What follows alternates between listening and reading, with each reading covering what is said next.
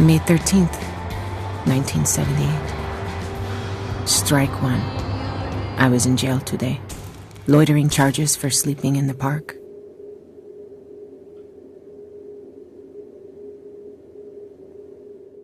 It was just me and this Blanquita girl in the cell of the juvenile detention center in Midtown.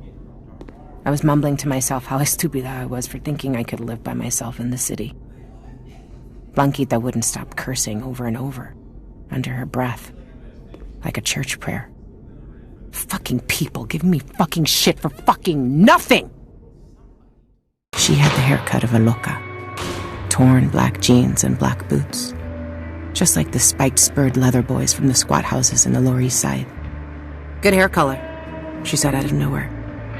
You shouldn't shoplift without a wig, though. Shoplifting is not for Latinas, I replied. Then she properly introduced herself. Debbie. Lupe. We got lucky. The cops needed the cell and let us out. We stood in line to get our stuff back. 1 year to go, Debbie. And it's the criminal court for you. No more kiddie cell. I'm counting the hours. Then me. A copy of Howl. My pen. And my journal. Exactly all that I had. Debbie snatched my journal and started reading out loud to the cop.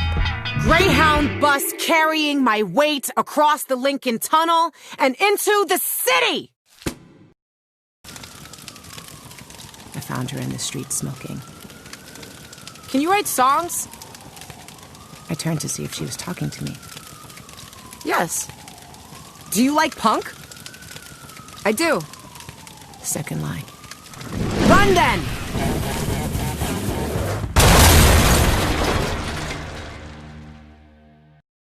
I followed Debbie to the R train like I would have followed El Diablo himself if it had led me to Ruth and Grub. I only had to pretend to be a cool squat kid of the Lower East Side. Just like her. Can you hear that? She said suddenly. Yes, yes, yes! The next train is skipping. Let's feel the air. Let's go!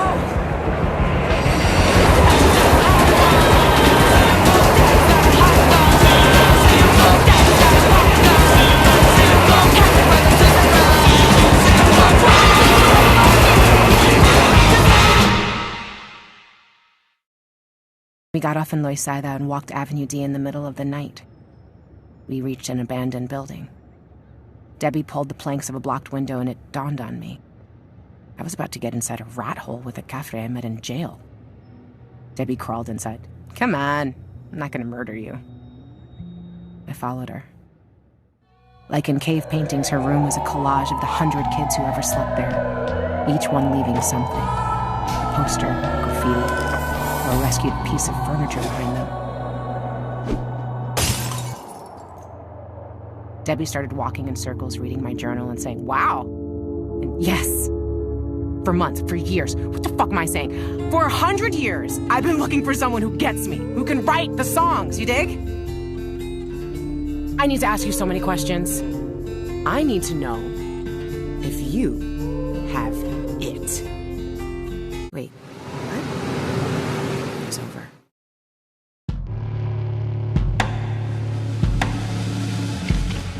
CBGB or Max's Kansas City? CBGB? I improvised. Good answer. Stilettos or blonde? Stilettos. Yes! Screamed Debbie. Now, the most important. What is your favorite Elda Stiletto song? Said Debbie. I started sobbing. I don't know anything about music. Wait, you said you could write songs. I lied. I left home a month ago. I can't sleep in the park anymore. I don't like liars. Just leave. Listen, I might know nothing about writing songs, but I have it. Fuck off, screamed Debbie. Wait, open my journal 2 pages before the last. Don't read it. Sing it.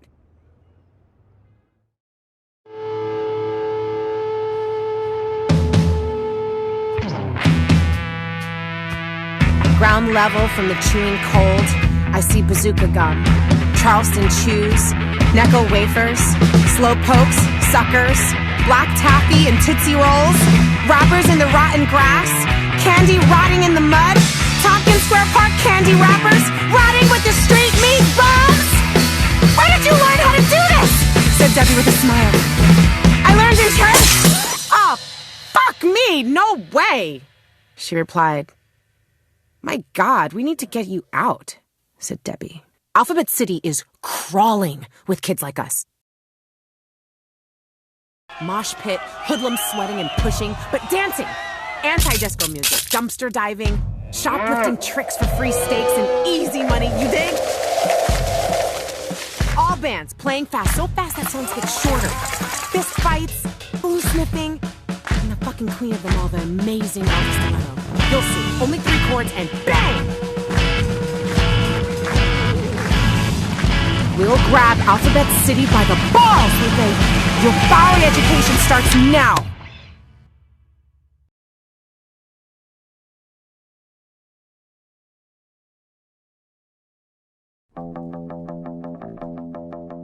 Avenue A welcomes you with 100 bums. Avenue B, it's the street hustlers, the junkies and the thugs. But there is no craftsmanship after Avenue C, just desperate survival, all the way to the river. No unwelcome guests make it out of here alive. I'm standing in Avenue D now, waiting for Debbie.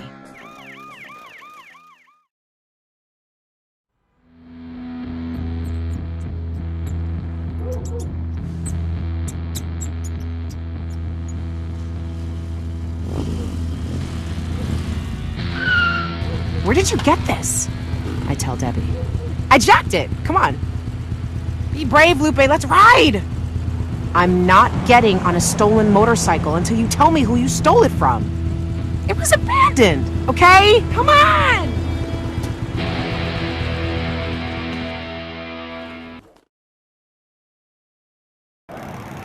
Quince, 16, 17, 19th Street, blink, 48th Street and 7th Avenue.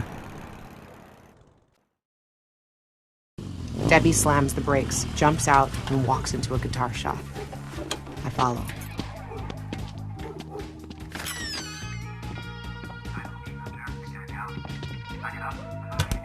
Rickenbacker 450, big tools for a big job, screams Debbie. Then she whispers, get a bass. Which one is the bass? Thick strings, Lupe. Okay. How can I help you girls? Run! Screams Debbie.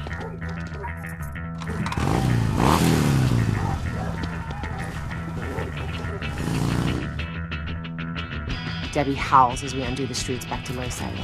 But no, she makes a sharp turn and boom. 3 minutes later, we are on the Williamsburg Bridge and out of the city. We rush through Los Sures at 70 miles per hour. Debbie misses an abuelita by an inch. She screams, "Piensa en su familia!" Mama didn't want me to speak Spanish. I learned in secret to understand all the fighting at home. You are Americana, born here. Cut it out. Yo sé, Mama, yo sé. I would say to her to make her mad. We stop at a pocket park at Grand and Kent and sit down to look at the river. Los Sures remind me of El Barrio in Jersey. I haven't heard from Mama since I left. Won't call until I have something to show worth her suffering. My poetry book. Published in Nueva York. I ask Debbie about her family, and she sinks into a deep silence. Mierda, I screwed up. But she jumps off the bench with a manic smile. Let's burn the fucking bike. Why would you do that? Because it's more fun than talking about our families. How is it that you found this bike abandoned? I'm just lucky like that, and I say we watch it burn.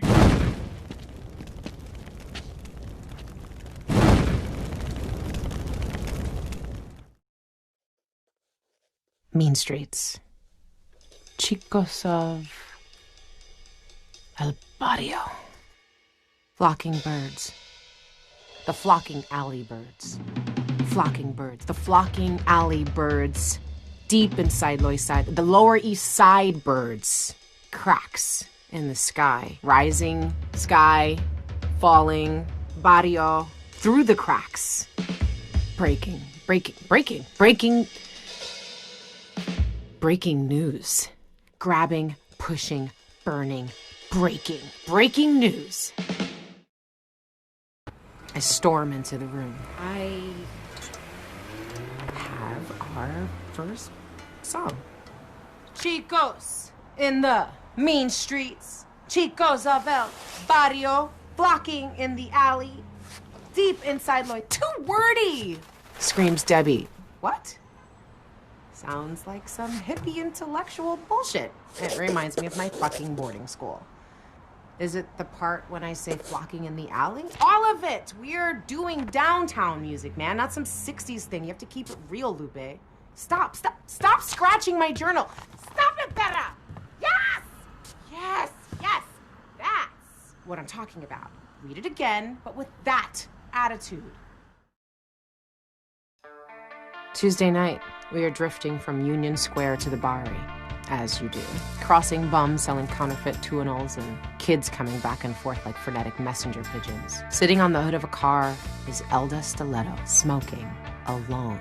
I elbow Debbie and breathe a big gulp of fresh air. Elda? My name is Lupe. I'm a poet, and I have a band with my friend Debbie, and we rock.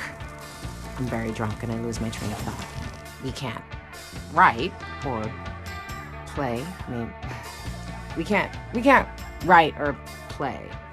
¿Me entiende? We need you. Silence. What are you doing, man? That's Elda Stiletto. Shut up, whispers Debbie. Do kids want to hang out? What kind of music you guys want to do? Downtown music, anti-hippie stuff, says Debbie confidently. Punk.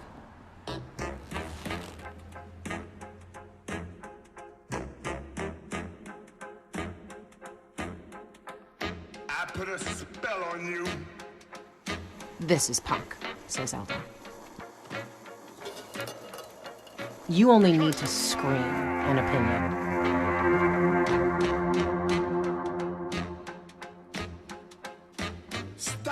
This scene is not punk anymore. Look around you. Everyone wants a boyfriend and a record deal. I'm an artist, you know? I went to art school. Many people don't know that about me. What does it mean to be punk? Not caring for the world. I care about the world. Maybe too much. Elda shoots up. We want to play music. Just like you, I tell him. Write the truth in 25 words or less. That's all. But we can't play at all, says Debbie. Come back tomorrow with... Write this down, whispers Elda. Follow my instructions carefully. You will go to 124 Norfolk Street. Walk quickly, like you know where you are going. Enter through the hole in the wall behind the trash can. Take the stairs. It will be dark there. Quiet down. No, don't! Go all the way to the 5th floor.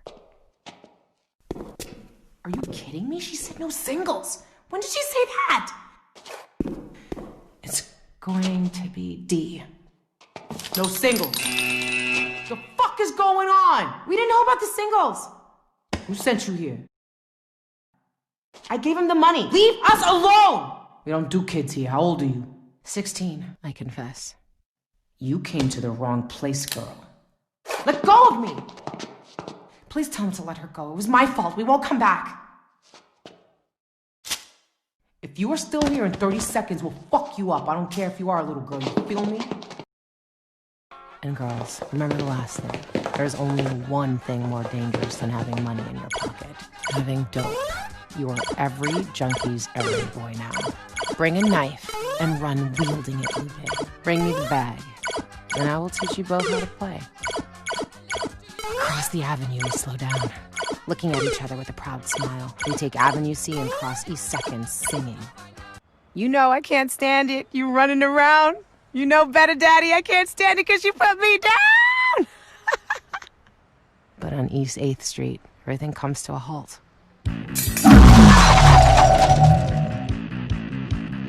Where is my bike, Blanquita?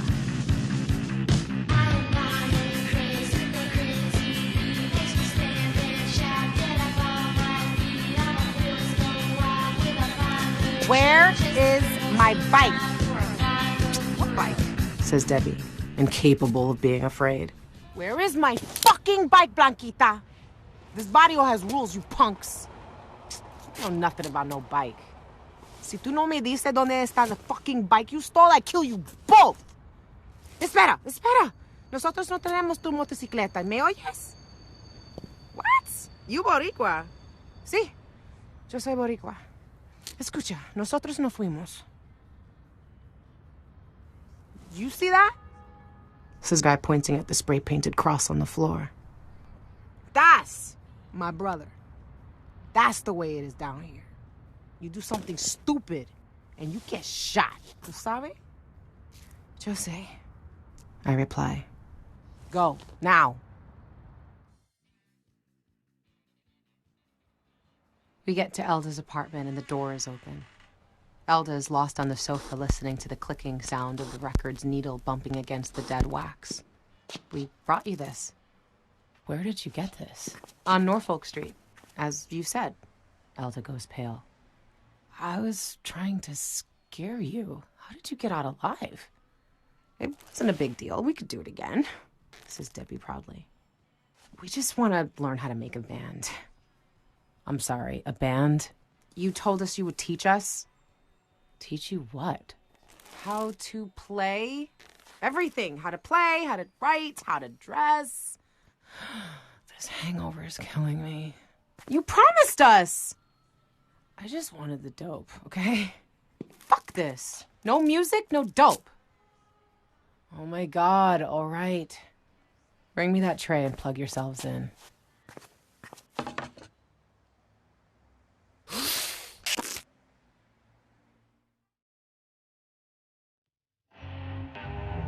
Stop! Wait, you're not listening to each other. You need a drummer. You're keeping different rhythms. We don't want a drummer, says Debbie. The truth is, we couldn't find a kid who could afford drums. The guitar has to follow the bass then. Debbie is not happy with this idea. Okay, Lupe, come to the 3rd fret with the E string and play a rhythm with your index finger. I don't get a word of what she just said. Look, says Elda. Something like this.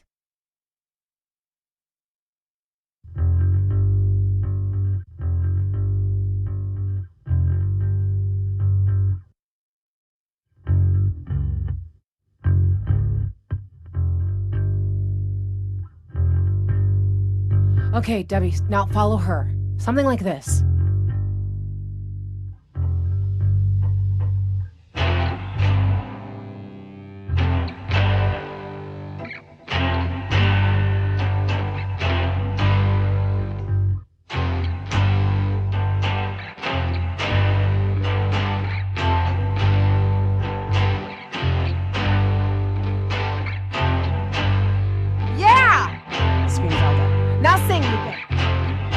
Do that. Words don't come out. Okay. Go practice and come back next week, says Elda. We don't have amps, I say timidly. Take those. You better bring them back.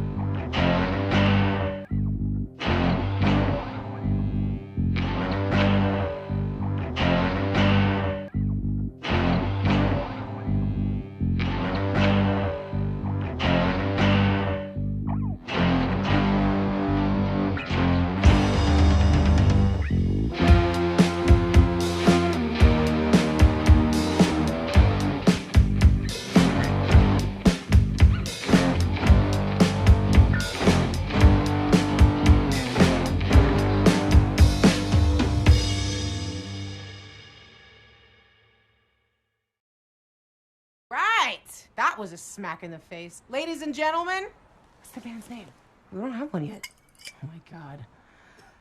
This band will open for Stilettos next week. Tell your friends, says Elda to her guests. Wait, what? I whisper to Elda. You dig it or you don't. We dig it, all right, says Debbie.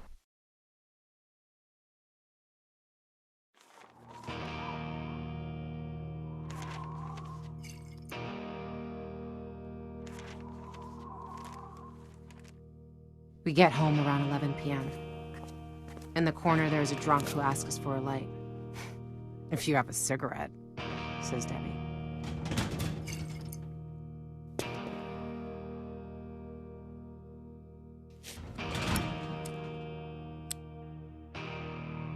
You do look funny, he says, squinting his eyes towards Debbie. Like a boy. Who told you to dress like that? That's how punks dress. I say that out of nowhere. Punk girls. The guy laughs. Punk is just rock and roll played by gimps. At least we can hold our liquor, says Debbie, pointing at the bottle he was holding with a trembling hand. I bet we can outdrink your ass before midnight. You girls don't want to gamble with strangers in the streets. You could get yourself hurt. Right this moment, the sinners are after a punk girl who stole a chopper. She's gonna get hurt. No, she won't. Look at me, I tell the guy possessed by Debbie's demon. We stole the bike. The two of us. Lupe, what the fuck? Whispers Debbie. I take the jacket hanging from the guy's shoulder. And we run away. With a razor blade, stitch by stitch, we removed the Satan sinner's patches. We painted letters with stolen nail polish and attached spikes from a dog collar. Debbie wrote, "Death is certain," and punk was invented by girls. Debbie passed me the glue and I took a big sniff, and I sunk slowly into a deep, expansive migraine that suddenly popped like a balloon. I wrote, "Battle Scar." In the times we live in, our pussies are like battle scars, I told Debbie. Yes, yes, yes, that's the name, said Debbie. I opened one of the cabinets in the kitchen and found the most amazing spectacle. 1,000,000 minuscule bugs were eating from a T-bone steak, once the jewel of the crown, now covered in a delicate network of mold. Life had spawned from nothing and blew into a revolution right there. I took it all and put it in a mason jar. I started thinking about how far El Barrio and Jersey felt right now. How difficult it would be to explain to Mama all the things I was going through. Why they felt so important, even when they were dangerous. That was when I heard the noise. Tangled with El Barrio, Mama, the bugs, the mold, and the meat. The shadows downstairs looking for us. I grabbed Debbie and we escaped. Where are you girls? In the street, Debbie says, "Palace Hotel." And we go.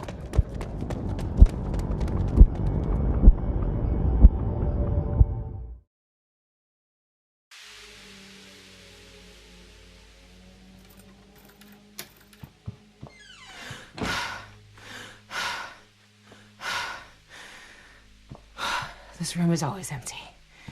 I lived here for months the first time I left home, said Debbie. Why did you leave home in the first place? I asked her. I said I don't want to talk about it.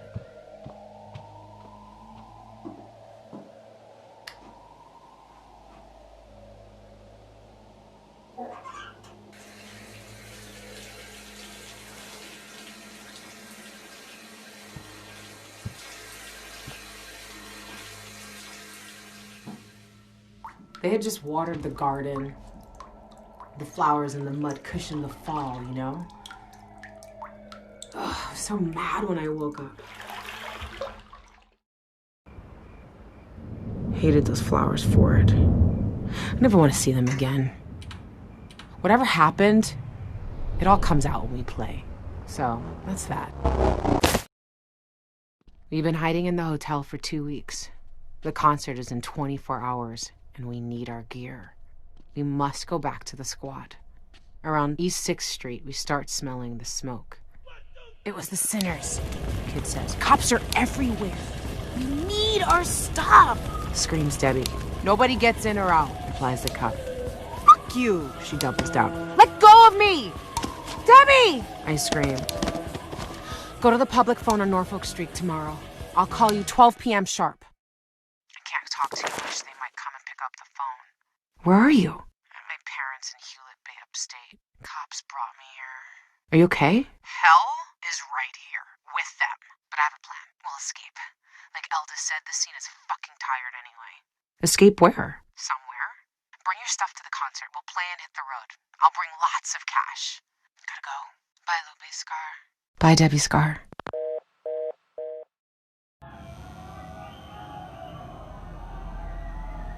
I can feel the anxiety growing. Soon it will be paralyzing. I have 2 minutes. Tops. There is no sign of Debbie. I see Elda talking, but I can't hear her words or understand them. Go by yourself. Blink. And just like that, I'm on stage.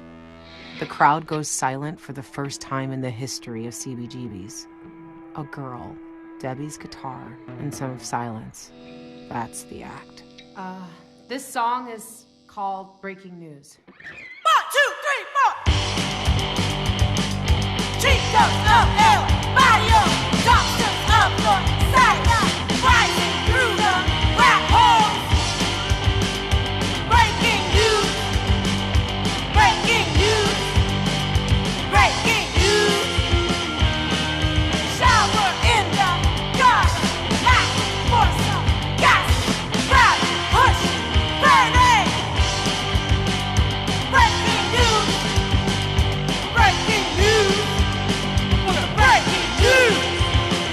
Breaking! Ha! Breaking news!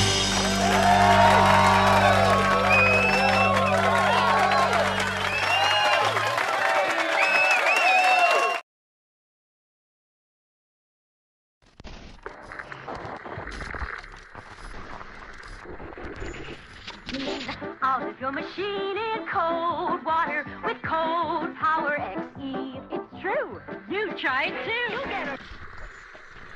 This is WNBC TV, New York.